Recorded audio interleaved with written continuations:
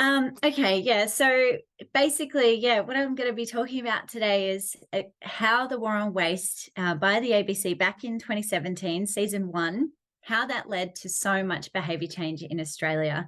And my name is Rachael Vorwerk. I'm a science communications coordinator at a new Australian Research Centre, Centre of Excellence of Optical Microcombs for Breakthrough Science. Bit of a mouthful.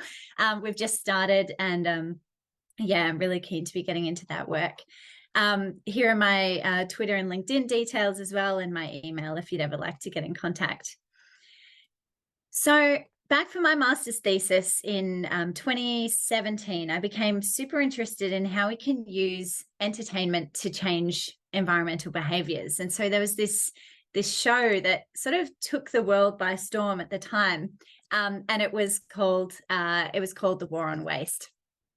Some of you may have heard of it. Do you want to just put your hand up? It's always good to get a bit of an indication of who has actually heard of The War on Waste and who watched it. Okay. Oh, that's good. Right. Awesome. It's so much easier when people have just watched it. But for those of you who haven't, I will still describe what it is and everything. But basically, that's the foundation of this research. But I just wanted to say, just following on from what Joe said, I've got these 2 QR codes on the screen. The one on the left is straight to the journal article that was published back in September about this research. And the one on the right is the article in The Conversation that came out last week. So I'll pop these up at the end of the presentation too, but just in case you're interested in reading more about it, you can go there. But I guess broad context to begin with is this idea of entertainment education or edutainment strategies. You will have heard of things like David Attenborough's documentaries, the Freakonomics Radio and Sesame Street. And all of these examples have elements of where you are embedding educational content into an entertaining medium. And this concept is theoretically grounded and rooted in social change communication theory.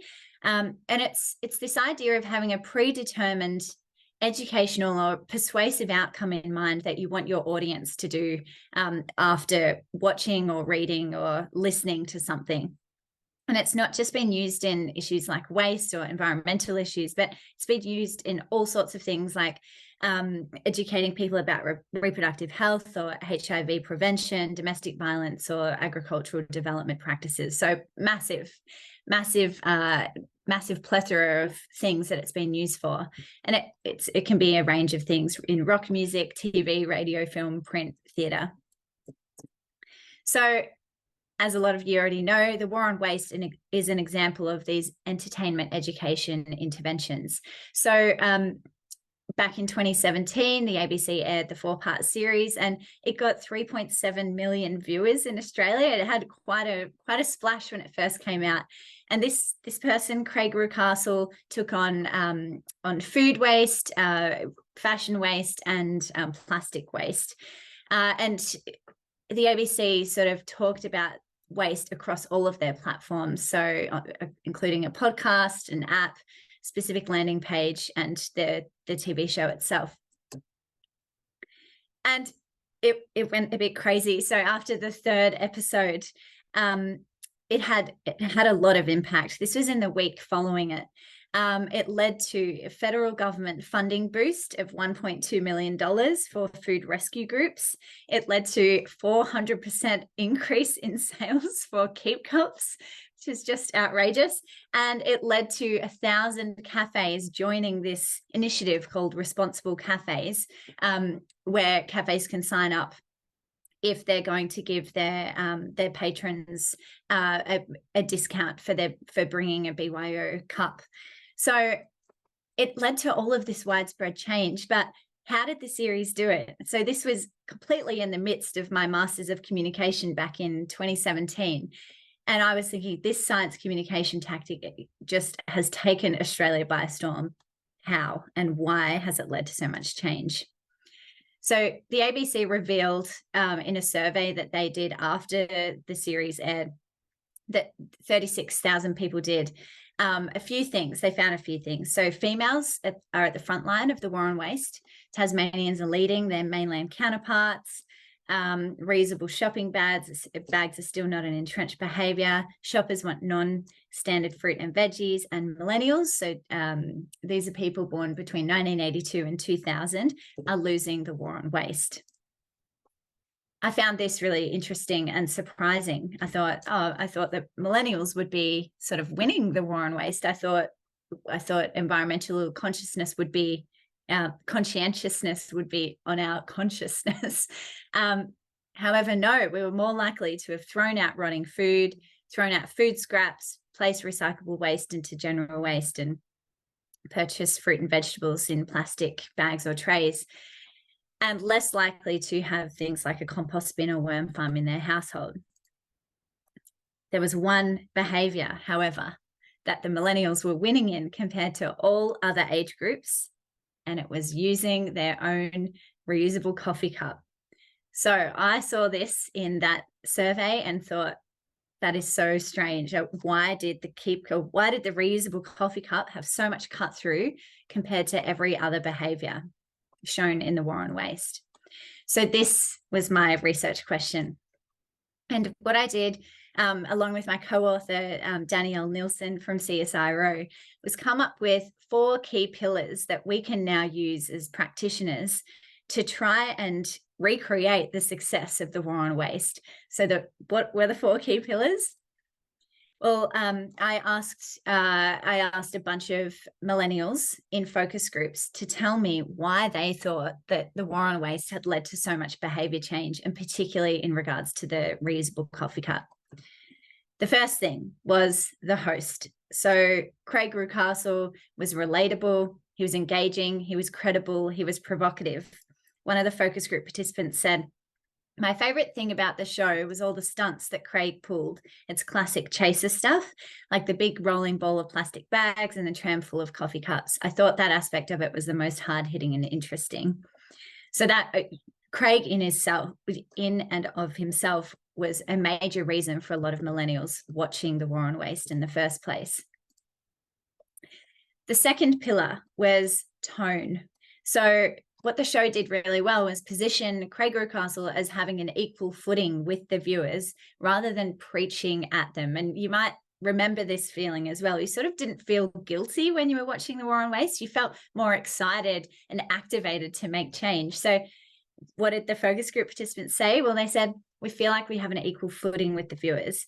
A lot of films, they've been good and they've been eye-opening, but they feel very preachy. It's often either an expert or a narrator who clearly didn't know anything about the topic beforehand, who's now researched things, who's telling you things. Whereas in the case of the war on waste, it felt like Craig was learning it with you at the same time. So this equal footing was super, super important.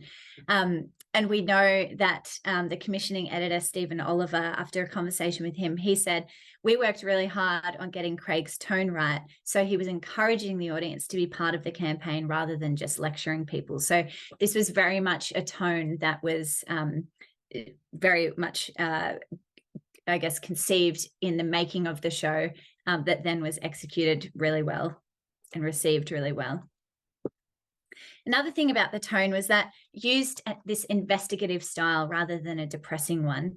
So one of the focus group participants said, I think it really unveiled all the layers behind the waste industry, and it sheds light on something that ideally a garbage man just whisks away from us without us having to know or understand why and where it goes. And it sort of unveiled the facts. It brought these things that were out of sight, out of mind to the forefront. And also even just the fact that it was debunking myths. You know, the coffee cup example was just, it was a major debunking of a myth where a lot of people did think that you could recycle disposable coffee cups, but you can't because of the plastic layer on the inside. And the cardboard mix, it's very hard to recycle. So it debunked that. And so this was part of this sort of investigative tone. And I note that I'm flying through this quite quickly. So any questions you have, I'm more than happy to take them at the end. The third pillar that we found was in the content. So the show really showed step by step how to change behavior. And in behavioral psychology, this is really, really important to be able to sort of break down massive problems that we have into step-by-step actions. A lot of you will already know about this and call to actions and that kind of thing. But what the show did really well was, someone said, kind of follows the full cycle that viewers are to experience: learn the shocking facts, attempt to alter behavior, hit some barriers along the way. Depending on the person, they may overcome the barrier or revert to their original behavior. But seeing others experience similar barriers and overcoming them over the course of the show may just be enough motivation for viewers to do the same. And, you know, this example, I think, is just so important. We saw Craig sifting through a bin, putting different parts and different bits of his waste into different piles, showing us what it's like when we go to put stuff in our bin, trying to figure out which bin it goes into. So really helpful demonstrations there. Another thing about the content, which you may all remember quite vividly, is that it mixed statistics with confronting visuals. You might remember these massive piles of bananas that were just slightly misshapen that were going into landfill. It was just horrifying enough. I think a lot of people changed. They got keep cups after watching it. And I thought even people you wouldn't usually expect to care about environmental things, just the visual component of it was horrifying. We know that confronting visuals are very emotional, and emotional responses can lead to changes in behavior. Another thing was that it used local contexts that viewers can relate to. So someone said, I think it was really great about War on Waste. It showed Melbourne and it had the tram, they had the plastic bags at Parliament and the coffee cups in the tram.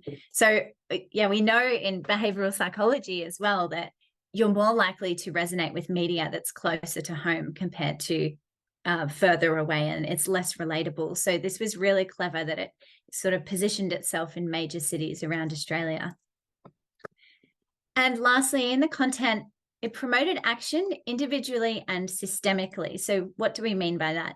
Someone said, I really enjoyed how it's a mix of personal actions, but more systemic changes, and how they tried to promote them. So things like getting Coles and Woolies to change their cosmetic standards, but also the episode with the fast fashion about the teenage girls getting to consider their own personal choices. It was about both aspects, from the individual moves, which are usually the focus, to actually lobbying politicians. So we had these sort of multi-pronged, targeted approaches. And the last pillar is the call to action. So we found that choosing a behavior with an easy learning curve was more likely to translate into behavior change. So someone said the substitution of having a disposable coffee cup versus a keep cup is a very quick learning curve. It's a direct substitution, in and out. And the other thing is you just have to remember to take your coffee cup, your reusable coffee cup to the cafe. Another thing was, we'll choose a behavior that fits into the audience's existing lifestyles. So millennials, they're living in share house environments, apartment living, so the ability to even have a compost or worm farm or chickens is limited. Someone said, my keep cup is just an easy band-aid approach that's the easiest thing to do. So it really fit in and aligned with millennials' existing lifestyles.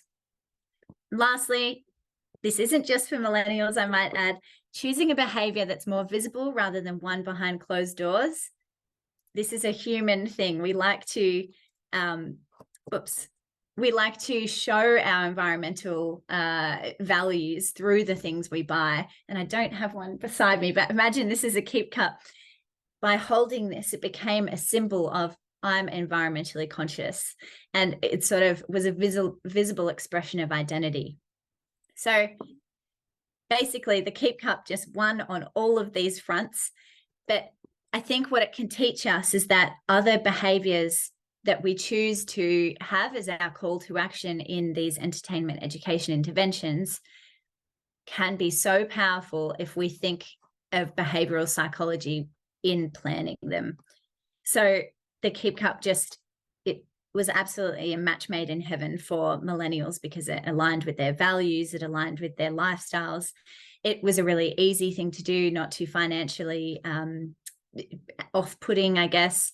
And all of these things led to such major changes that we saw in Australia. So what I've given you today is a smaller version of what we ended up putting in our journal article. And I've just put in the link there again to our journal article. But we really want this framework to be used by practitioners to help them to design better and more impactful entertainment education initiatives in the future. So that's it from me. Feel free to get in contact. I'm very passionate about this, and yeah, more than happy to chat to you more if you have any questions. So thank you very much for listening. More than happy to take any questions.